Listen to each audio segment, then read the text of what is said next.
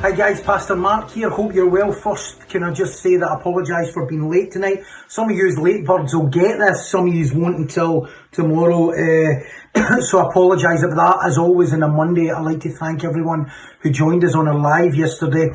Hope you found that helpful as we opened a whole new book, a whole new letter, Paul's final letter to Timothy.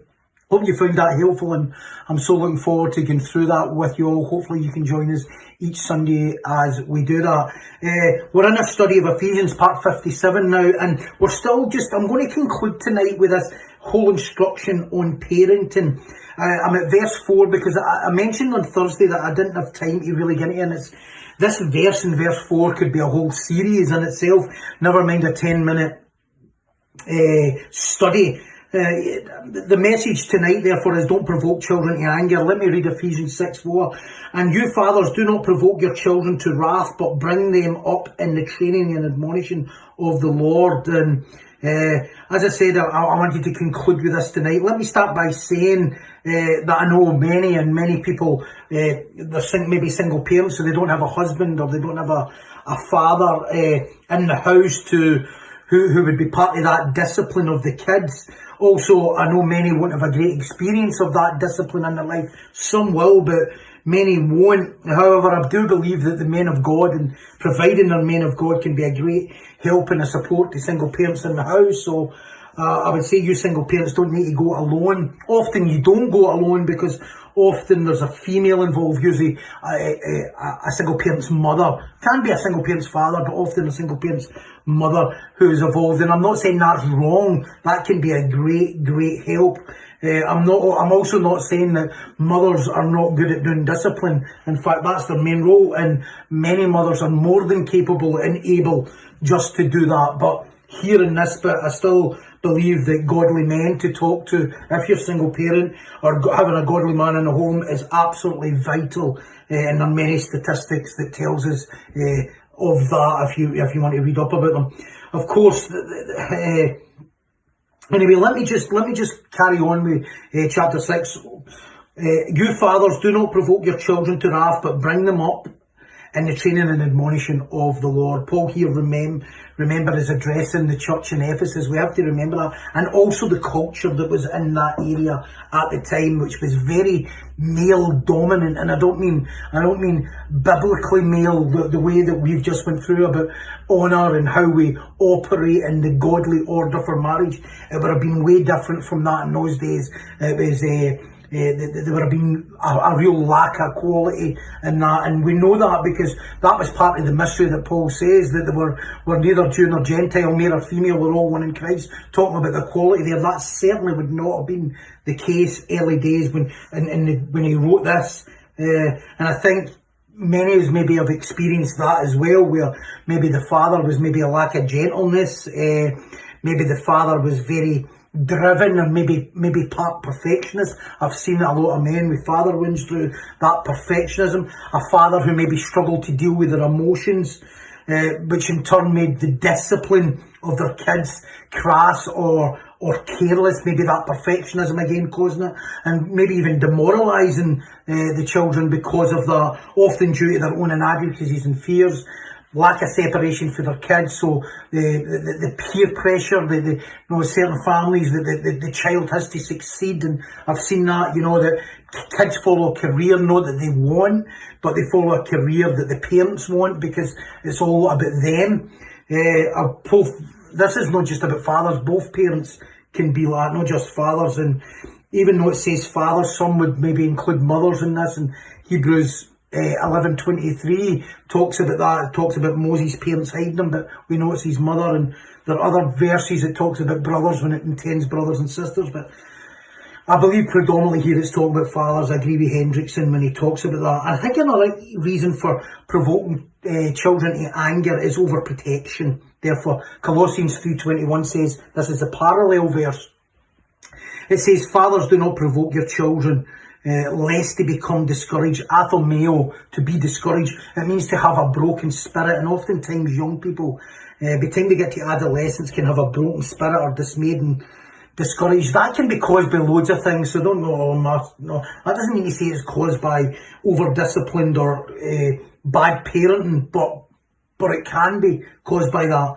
I must mention another thing that's very common, and in the commentaries they seem to mention this a lot, which I totally agree with, and what causes children to wrath is favouritism, or what I would say is pitching children against each other. I've seen this to devastating effects.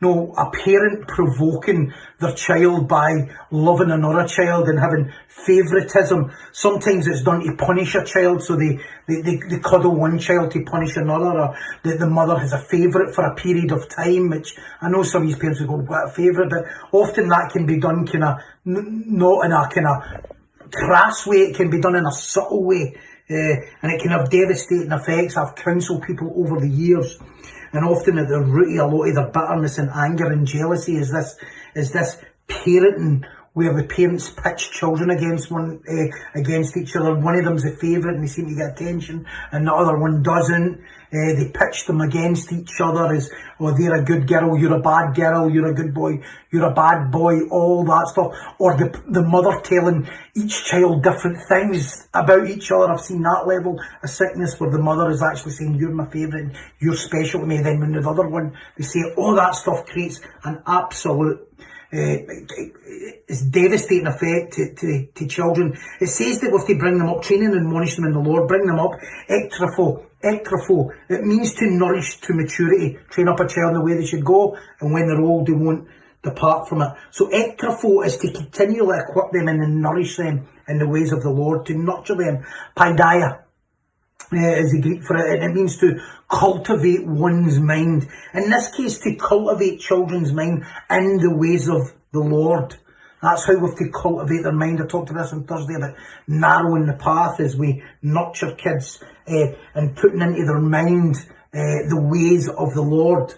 And how do we do that? We do it by teaching them, by strategically teaching them in the ways to go, but also by example is another way. And lastly, it says, and it closes with admonishing them of the Lord. And this part is vital because it means that the correction is in the manner and the way the Lord corrects those whom he loves. I think you say again, admonishing them in the ways of the Lord, admonishing of the Lord. So the way we correct has to be the way that we would be corrected with the Lord, the way that a godly person would correct us as adults. So there is no condemnation for those who are in Christ, it says in Romans 8:1. And it's important the correction is done, therefore, in a way the child sees more of how Christ would do it. They might not know Christ, understand Christ, as they're young, they'll not have comprehend that.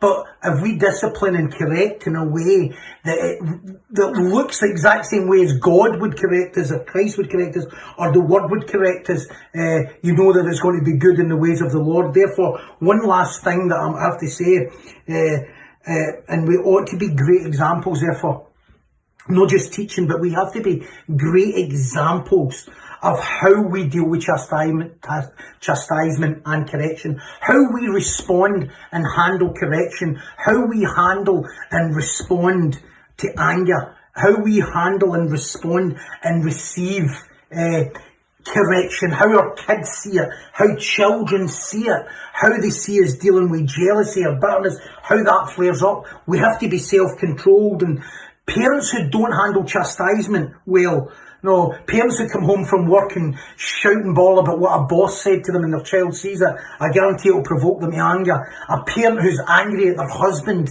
and is not self-control and the child sees it, this will without doubt provoke your child to anger, because they'll observe it, they'll observe your bad spirit, they'll observe your tantrum, and in turn become easily provoked themselves. If we can't be self-controlled, so it's not just about how we discipline our kids, it's also how we receive it. I see a lot of prideful people who deal with, the people, you know that before you correct them, it's almost going to be a war, because you know that the way you correct them, they're never going to receive it well.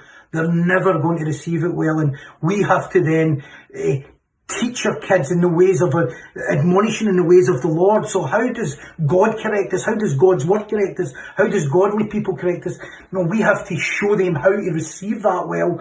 That's the way that they'll end up not be provoked to anger themselves. A tough subject, as many as maybe have struggled with that at times, as we all have. Okay guys, see you tomorrow.